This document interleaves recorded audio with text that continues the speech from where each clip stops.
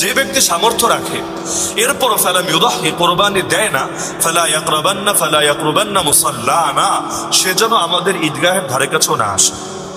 এই হাদিসটা সুনান ইবনে মাজাহ 3132 নম্বর হাদিস, মুসনাদে আহমদ 8256 নম্বর হাদিস।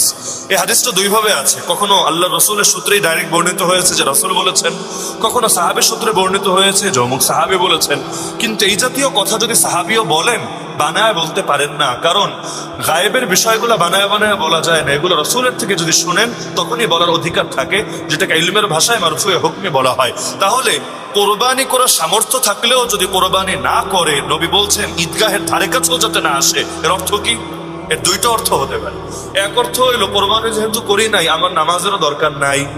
অনেকে আছে এরকম বুঝ রাখে, হুজুর রমজানে রোজা রাখি নাই, রোজা না রেখে এক পাপ করেছি, এখন কি তারাবি পড়ে আরেক পাপ করবো? থাক, রোজাও রাখি নাই, তারাবিও পড়ার দরকার নাই।